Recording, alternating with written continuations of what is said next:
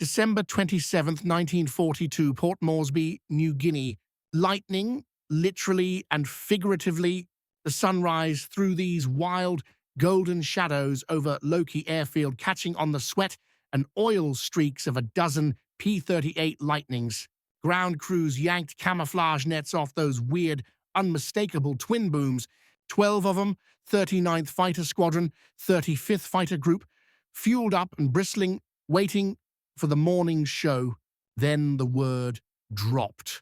Coast watchers on the radio sounding urgent.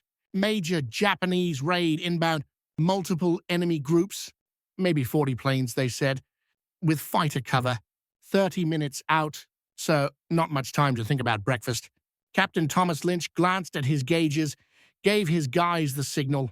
Among the pilots, Second Lieutenant Dick Bong, just a kid from Wisconsin, not even flying with his own squadron, still waiting for their Lightnings to show up. Nobody on the ground knew it, but this morning, this was about to flip the whole script for how air combat worked in the Pacific. The Japanese pilots, streaking in toward Buna, had barely tangled with P-38s before. To them, these twin-boom things were still a mystery. Maybe recon planes? Maybe some awkward bomber? Their intel guys had no clue what was about to hit them. That foggy guesswork was about to vanish real fast. For 13 months, the Japanese Navy ace crowd, guys who'd been kings of the sky since Pearl Harbor, had been flying circles around everyone. Their Zeros were nightmares for Allied pilots. Insane turn rate, could climb like a homesick angel, top speed that made all the old American planes look like tractors. If you tried to dogfight a Zero in a P-39 or a P-40, you basically signed your own death certificate. But the P-38? This was a whole different beast.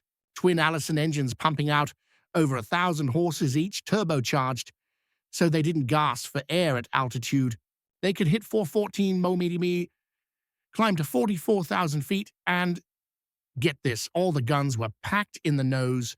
No more screwing around with convergence issues. Just point and shoot. One 20mm cannon, 450 cals. It was a buzzsaw. Bong, this farm kid, sharp as hell, he'd studied all those numbers back in California. He knew the Lightning wasn't meant to turn with Zeros. That'd be suicide. Speed, altitude, firepower, attack from above, hit hard, dive out, climb back up. It wasn't dogfighting, it was hunting. Out over the jungle, the Japanese formation droned along, thinking it was just another milk run. Zeros, Oscars, Vals, the best the Imperial Navy could put in the sky. These dudes had steamrolled everyone from the Philippines to Java. They figured the Allies would show up in those weak old fighters, struggle to even get above 15,000 feet, easy pickings. Lately, they'd seen these odd twin-boom planes, but nobody took them seriously. Maybe recon, maybe some new kind of light bomber. Nobody realized the Americans were about to punch them right in the pride. At 18,000 feet, the P-38s had all the cards. Lynch led the charge, nosed over, engines screaming as he dropped into a 400-plus MP dive. Bong and the rest followed, picking targets. And with all that firepower focused dead ahead, they could start shooting from way out, 400 yards or more. The Zeros couldn't even reach that far. Lynch's guns ripped an Oscar apart on the first pass. The Japanese pilot didn't even have time to react. Just shredded, gone. Lynch pulled up. Zeros tried to follow, but their planes started shaking themselves to pieces as they dove. The Zeros just weren't built for those speeds. Bong spotted one Zero going after Lynch, rolled into a shot, squeezed off a burst, and lit the guy up, spiraling him down in flames. Then 3 more Zeros tried to swarm Bong, but he just jammed the throttles forward, nose down, and blasted away at over 450 miles. The Japanese could only watch the Lightning vanish, untouchable, leaving them stunned and suddenly, frighteningly, outclassed. Bong yanked his P-38 out of the dive just above the trees, honestly, probably close enough to make a monkey flinch. He immediately spotted a Val pulling up from its bombing run. He squeezed off a quick burst, maybe 100 yards out, and the thing just exploded into the jungle in a fireball. That made 2 for Bong that day, his first official kills, and man, he was just getting started. This was the beginning of a wild career, the kind that would end up making him the top American ace of the whole war. And get this, that whole dogfight barely lasted 10 minutes. The 39th Squadron claimed a dozen Japanese planes thanks to guys like Lynch, Bong, and this second lieutenant, Carl Planck. Not a single P-38 lost. Zero. Zip. On the Japanese side, pure chaos. Their after-action reports were basically people freaking out. Pilots were raving about these crazy fast American planes, ones that shot up from nowhere, hit from miles away, climbed like rockets. The old playbook, horizontal dogfighting, tight turns, outmaneuvering, suddenly didn't mean squat. The air war flipped overnight. Now everything was vertical.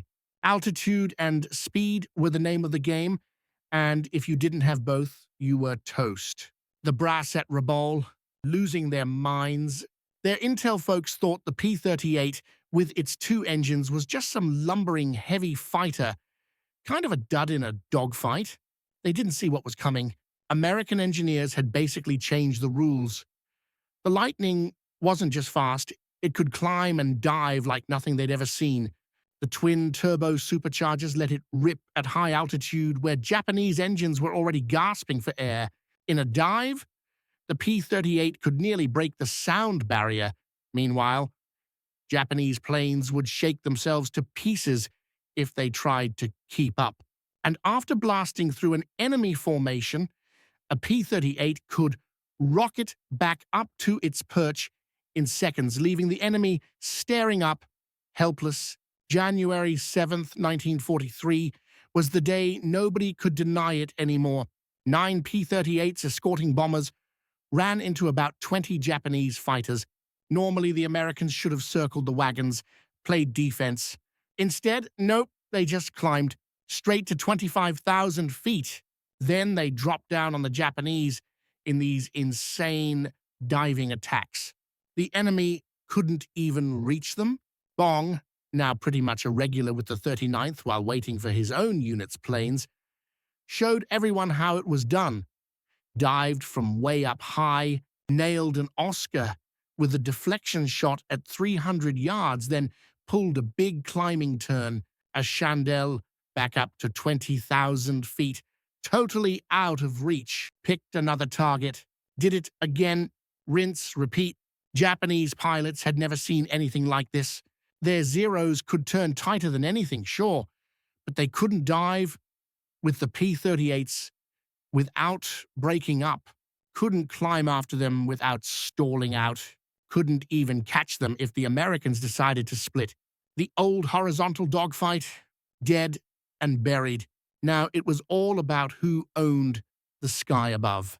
The Japanese vets, guys who'd trained forever to get on someone's tail, weave in close, outturn the enemy, were just lost. Those tricks didn't work anymore. By the time I-0 tried to line up a shot, the Lightning was already a tiny dot, climbing back up through altitudes the Japanese couldn't touch. The psychological hit was brutal. These pilots, who'd always felt like the top dogs, suddenly found themselves powerless, forced to fight a battle where the rules had all been rewritten. Some even started showing signs of combat fatigue, a thing that just didn't happen in the Japanese military, at least not before. By February 43, the P-38s were showing up everywhere. The 9th Fighter Squadron finally got theirs. The 80th switched from P-39s to Lightnings, and down in Australia, the 475th, an old P-38 unit, was forming up. Every new squadron studied the reports from guys like Lynch and Bong, tweaking their tactics to squeeze every drop of advantage out of the Lightning. The big lesson? Altitude is everything. Altitude is life insurance. That became the motto. Speed is life. Don't get suckered into turning with the enemy. Just keep your speed, use vertical moves, the high-speed yo-yo. That was the hot trick. Use your extra speed to climb and swing around fast, then drop back in for another pass. It was a whole new way of fighting, and the Americans were just getting started. Man, the P-38 Lightning's barrel roll attack was just ridiculous. Like, you'd think the Japanese would have cooked up a way to stop it, but nope. They tried everything too. The Kawasaki Key 61. Tony was their shiny new toy, all liquid-cooled engine and heavier guns, supposedly built to slap down high-altitude American bombers. But honestly, once you got that thing above 20,000 feet, it just couldn't hang with the Lightning. Not even close. Then there was the Nakajima Key 44 Shoki. Fast, could climb like a cat up a tree, but not really much good if you needed to actually outmaneuver a P-38. The Japanese pilots, getting pretty desperate, according to their own reports, orders came in, don't mess with the Lightnings unless you've got the numbers and the high ground. And for the love of God, don't try it above 15,000 feet. Just asking for a bad day, since the P-38s would run circles around you. Some squadrons tried to bait them into dogfights down low, hoping the Americans would bite. But the US pilots had wised up. No more falling for those traps. If the fight wasn't on their terms, they just waved goodbye and climbed out. And while all this was happening, Lockheed's factory back in Burbank was going full beast mode. By March 43, they were cranking out 10 Lightnings a day, 10. Each one took, 37,000 man-hours to build? But the Americans had the manpower and the resources, so no big deal. Meanwhile, Japan's factories were getting hammered by bombers and running out of materials. Every time they lost a plane, it really hurt. The difference in pilot training? Night and day. American P-38 pilots showed up with 300-plus hours under their belt, 50 of those just flying Lightnings. They'd drilled vertical tactics, formation flying, the whole deal. Japanese replacements, maybe 100 hours if they were lucky. Half of them had never even seen 20,000 feet before they stumbled into a fight with a Lightning. Look at the Battle of the Bismarck Sea, March 43, Lightnings flying. Top cover for the bombers.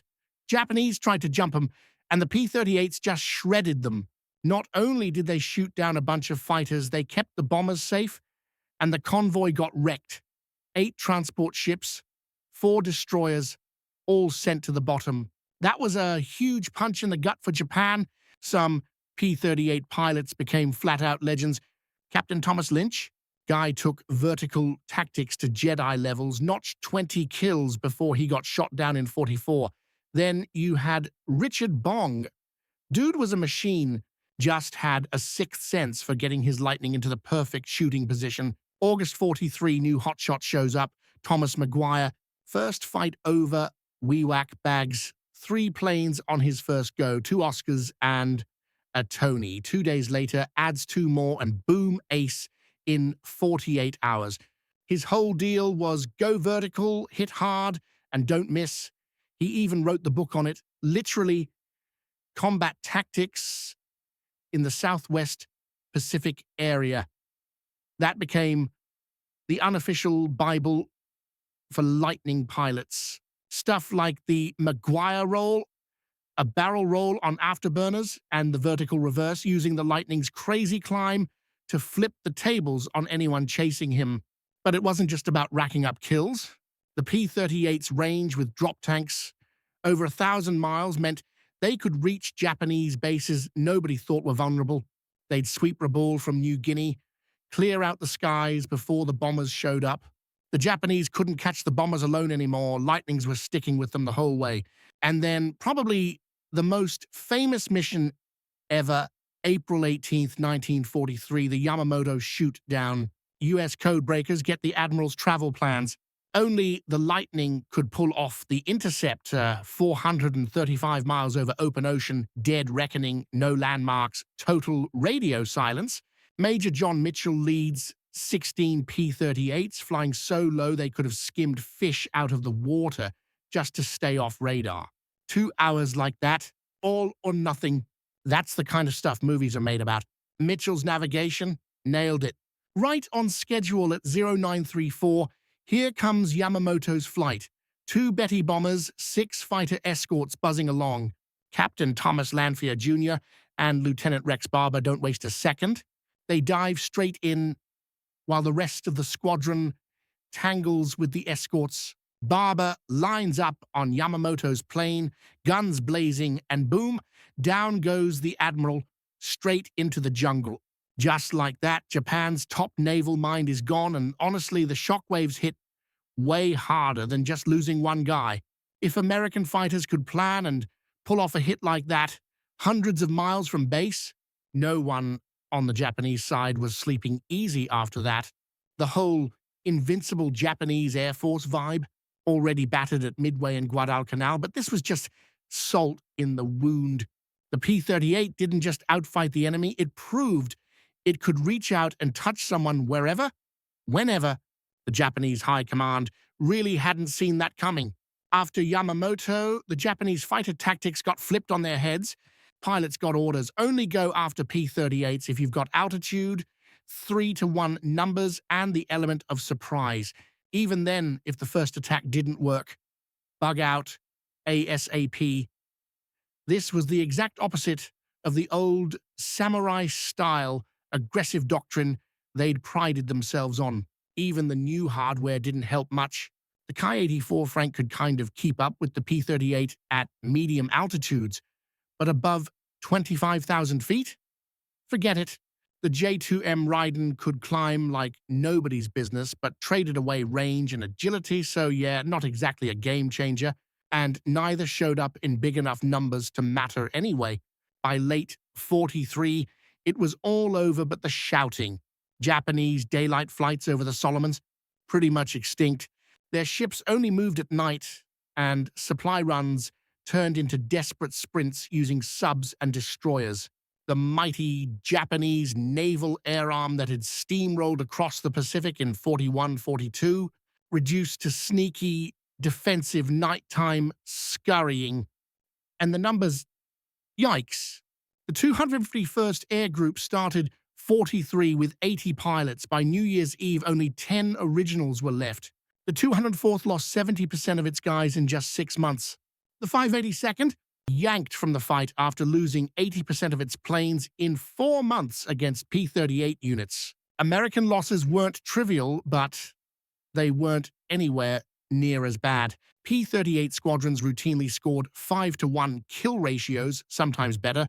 Plus, if an American pilot went down, there was a decent shot of being scooped up by air-sea rescue and flying again in a week or two. Japanese pilots who bailed out over water, mostly they just vanished. Planes told the same story. American birds damaged in combat usually got patched up and sent back out. Japanese planes, on the other hand, got abandoned a lot. No spare parts, no hope. Production lines, not even close. By December 43, Lockheed was pumping out 400-plus P-38s a month, over 2,000 delivered to the front lines. Japan barely scraped together 500 fighters a month total, and a lot of those never even left the home islands. Training, total train wreck for Japan. Fresh P-38 pilots in 43 had logged tons of hours vertical fighting, instrument flying, long-range nav, even mock dogfights against captured enemy planes. The new Japanese pilots rushed through 6-month crash courses instead of 2-year programs, then thrown into battle with zero experience against P-38s. Not exactly a fair fight. And then there's the human side. The Japanese pilots who'd swaggered into the war, thinking they were untouchable, just got chewed up. Letters home, captured after island battles, were filled with despair. Some pilots confessed to nightmares. Twin-boomed American shadows dropping out of the sun. A few even begged for transfer to ground units just to avoid facing P-38s again. For the Americans, it was the opposite. Confidence just kept building. With the P-38, they had the speed, altitude, firepower, and range to pick their fights. They decided when and where to go in, and always kept the initiative, and that edge, knowing you're flying the better plane with the better odds, made them bolder, smarter, and deadlier. Look at Richard Bong. By April 44, he'd already broken Rickenbacker's old record of 26 kills and was still racking them up. The guy was a machine. His technique just kept getting sharper with every mission. Bong used to rocket up to 30,000 feet, way above any Japanese fighter could dream of reaching. Then he'd just pick his targets like he was ordering off a menu. Fast, deadly, barely gave him a chance. Dude averaged under 100 rounds per kill, which is just insane trigger discipline. When the dust settled, Bong racked up 40 confirmed kills, all in a P-38, which wasn't just about being a hotshot. He knew how to work the system. Some of the guys he shot down were seasoned Japanese aces, but honestly, those old pros just couldn't keep up with what the Lightning could do. There's this one fight over Hollandia. Bong drops 3 Japanese fighters in under 5 minutes. Vertical tactics, baby. He'd come screaming down from above, and the enemy pilots just froze, couldn't do a thing about it. Then there's Thomas McGuire. He took the P-38 and cranked it up to 11. His handbook on how to fight in the thing basically became the Bible for every Lightning pilot in the Pacific. He drilled his guys on backing each other up and running these wild vertical scissors moves, basically trapping Japanese fighters in a crossfire. McGuire didn't just talk the talk either. He scored 38 kills himself between mid-43 and early 45. That's not luck. That's knowing your ride and using it right. The P-38 itself just kept leveling up. The G model, turbo superchargers that let it breathe easy at crazy heights. The H, beefier engines, more horses. The J may move the intercoolers so pilots could actually see and breathe at altitude. Then the L model shows up with hydraulically boosted ailerons, so rolling felt like flipping a switch. No more getting outturned by a Zero. By the tail end of 44, the Japanese fighters had 0, pun intended, advantages left. The only tricks they had were desperate, like ramming attacks or trying to lure P-38s into the clouds. Sometimes it worked, but most of the time, it was just a mess. The campaign in the Philippines? That was the Lightning's home game. Within days of the Americans landing, P-38s owned the sky. The Japanese tried flying in reinforcements, got absolutely shredded. There's this one scrap on November 10, 1944, where the 49th Fighter Group just wipes out 26 Japanese planes and doesn't lose a single guy. Stuff like that became normal, and with the P-38s around, B-24 bombers could roam wherever they wanted. Japanese interceptors would try to reach them, but nope. The Lightnings were always up there, swatting them away like flies. Japanese bases, fuel dumps, supply lines, blown to bits, one after another. The F-5 recon version of the P-38 was a menace too. No guns, just cameras, but nothing could catch them. Mapped every Japanese base in the Pacific.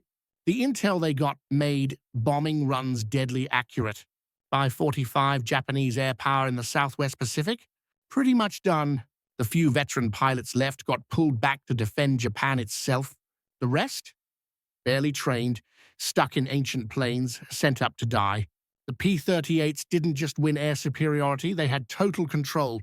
The numbers are almost hard to believe. From late 42 to early 45, P-38 units in the Pacific claimed over 1,500 Japanese planes and lost fewer than 200 in combat. That's a kill ratio over 7-1 nuts, but numbers aside, the Lightning changed everything. It proved that if you've got the tech and you know how to use it, You can flip the script on an enemy who's got more experience or numbers. It wasn't about dogfighting anymore. It was about fighting on your own terms. Industrial muscle, good training, and a plane that could do it all. That's what won the skies. Even Japanese pilots years later talked about the Lightning with a weird mix of dread and respect. To the Americans, it was their ace in the hole. To the Japanese, it was the twin-boomed demon they just couldn't shake. You know, ground crews really loved the P-38 for being tough as nails and surprisingly easy to work on, even though, yeah, it was loaded with all sorts of complicated gadgets. Its influence didn't just fizzle out after World War II either. The Lightning kind of set the tone for what fighter jets would become all over the world. Once pilots and designers caught on to the whole vertical maneuvering thing, there was no going back. Suddenly, it wasn't just about how tightly you could turn. It was about who could hit the highest and go the fastest. That idea shaped everything from the F-86 Sabre up to the stealthy monsters flying today. Lockheed's crew, with Kelly Johnson at the helm, didn't just build another plane, they flipped the script on air combat. The P-38's twin-engine, turbocharged setup gave it tricks that single-engine fighters could only dream of. And sticking all the guns in the nose, genius. No more messing around with guns that barely lined up. Plus, having two engines meant you weren't toast if one quit, which came in handy when you're flying for hours over the open Pacific. The pilots? Absolute legends. Richard Bong, guy racked up 40 kills, still America's top ace. Then there's Thomas McGuire, right behind him with 38, and he basically rewrote the fighter pilot playbook. Loads of other Lightning jockeys proved that with the right gear and training, American flyers could own the skies. Honestly, the Japanese pilots deserve a ton of respect too. They went up in outdated planes against these technological beasts and kept fighting long after any hope of winning had vanished. Their stories about what it was like to face the P-38? Priceless. Gives you a whole new angle on how air combat changed.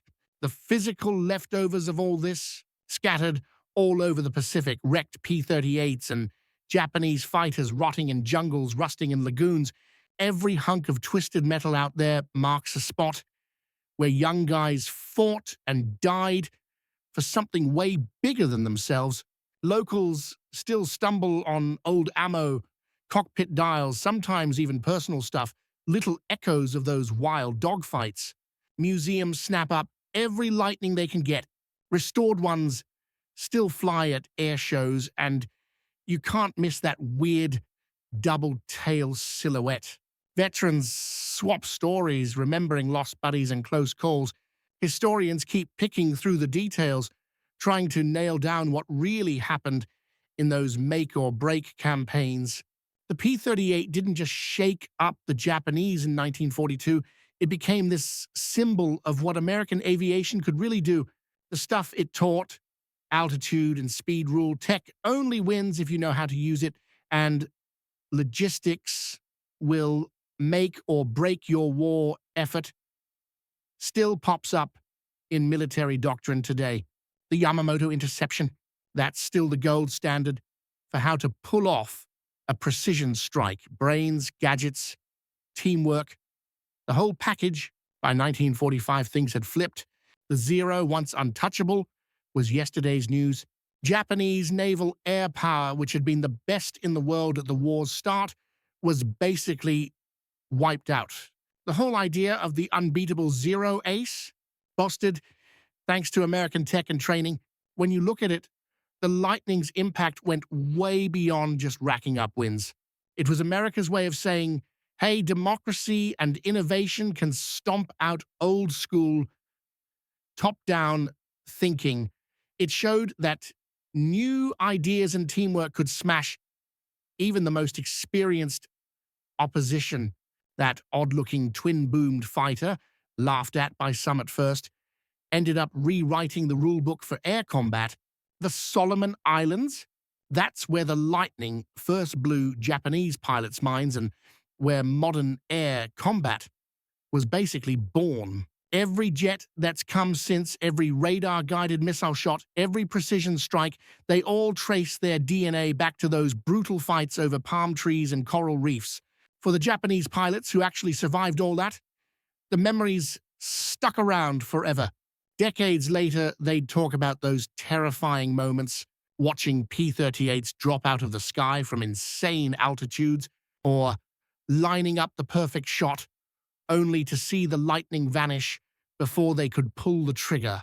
They lost friends, mentors, maybe even some hope. American pilots remembered it differently, obviously. They flew with the confidence that comes from sitting in the best bird in the sky, pulling off those textbook diving attacks, knowing you held all the cards. That's the stuff that stuck with them. Man, the sense of security pilots got from twin engines while crossing endless ocean, you can almost hear the sighs of relief. And having the altitude advantage, always a good feeling. The P-38 Lightning didn't just take out Japanese planes, it flat out changed the rules of air combat. Picture the skies over the Solomons, late 42 through the end of the war. Everything about the future of air fighting got rewritten up there. It stopped being about who could pull the tightest turn or had the best stick skills. Nope. The real game was about who had the tech, who could train pilots fast enough, and who could keep planes flying day after day. By the time the dust settled, the P-38 had the Japanese reeling. They came to dread the sight of those twin booms. The Lightning just tore through their ability to fight in the air, and that basically handed the U.S. control of the Pacific sky. That edge, it helped wrap things up in the Pacific way faster.